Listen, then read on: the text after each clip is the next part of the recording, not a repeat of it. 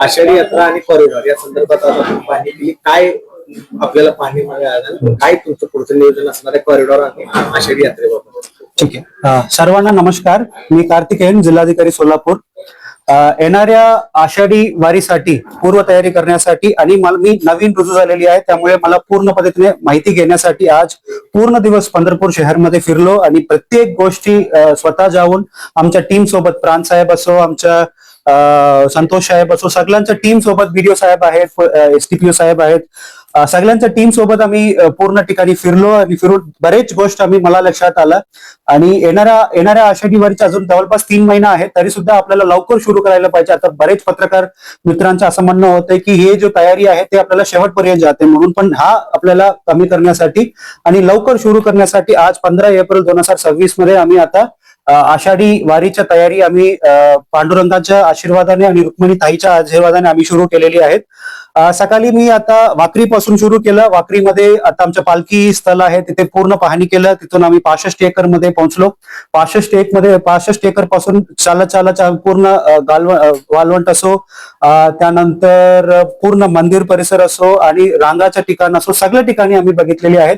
आणि तिथलं स्थानिक लोकांच्या आयडियाज आहेत, कल्पना आहेत, त्यांच्या अडीअडचणी आहेत, ते सुद्धा आम्ही ऐकलेली आहे. त्यानंतर रांगामध्ये जे कोणी लोक उभे होते, भाविक उभे होते, त्यांच्या सुद्धा आपण कल्पना घेतलेली आहेत.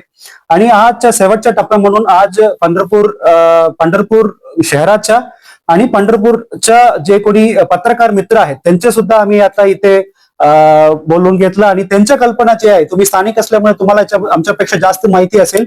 आता सगळ्यांच्या कल्पना जवळपास मी पूर्ण, माझ्याकडे आतापर्यंत 80 कल्पना आलेली आहेत वेगळ्या विषयाच्या. खूप महत्वाच्या म्हणजे 3 विषय: एक रस्ता, दुसरा स्वच्छता, तिसरा पिण्याचं पाणी. हा 3 विषय एकदम ठीक झाला आणि एकदम क्लीन झाला तर लोकांच्या अडचण कमी होऊ शकतो. त्याप्रमाणे आता जवळपास सगळे विषय आम्ही ऐकून घेतलेले आहेत. आता आम्ही पुढे जाऊन आता आमचं कोऑर्डिनेशन मीटिंग असणार आहे. कोऑर्डिनेशन मीटिंग मध्ये जवळपास 12-13 डिपार्टमेंट्स आहेत. ते 12-13 डिपार्टमेंटचं प्रेझेंटेशन सुद्धा आम्ही ऐकून घेणार आहे. त्यांच्या डिमांड्स जे आता येणाऱ्या पंढरपूर वारीच्या जे काही आता डिमांड्स आहेत तो सुद्धा ऐकून घेणार आहेत. आणि त्या व्यतिरिक्त त्यांच्या जे काही कल्पना आहेत यावर्षी नवीन इंट्रोड्यूस करण्यासाठी सुद्धा आम्ही ऐकून घेणार आहेत. असं ऐकून आणि त्यानंतर आमच्या पालखी प्रमुख आहात त्यांच्या सुद्धा आम्ही VC मध्ये कनेक्ट करून त्यांच्या काही कल्पना आहेत का, त्यांच्या काही मागणी आहे का, तो सुद्धा ऐकून घेऊन त्यानंतर इमिडिएटली आम्ही कामावर लावणार आहे. आणि कामावर लागताना आता पत्रकार मित्रांनी जे काही सूचना सांगितलेल्या सगळे विषय लक्षात ठेवून सगळ्या विषयाच्या प्रत्येक डिपार्टमेंटला वाटून आम्ही नक्की याच्यावर आम्ही कारवाई करणार.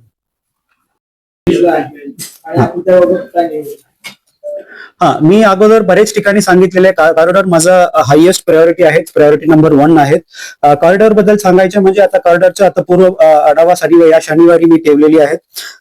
कॉरिडॉरच्या विषयी एकच विषय सांगतोय की आम्ही कुठेही कंपल्शन करणार नाहीये. माझं व्यक्तिगत मत आहे कसं आहे की आपल्याला विकास करताना सर्वांना एक सोबत घेऊन जायला पाहिजे. आणि असं करत असताना कोणतेही विरोध न जाता आपण सगळ्यांचं मत ऐकून घेऊन सगळ्यांचं अशा पद्धतीने वारीमध्ये सगळ्यांना बोलून घेतलं, सगळ्यांना कल्पना ऐकून घेतलं, त्याच पद्धतीने कॉरिडॉरला सुद्धा आपल्या सगळ्यांचं ऐकून घेऊन, सगळ्यांचं मत ऐकून घेऊन, सगळ्यांच्या सहमतीने आम्ही आता कॉरिडॉर पुढे घेऊन जाणार आहे.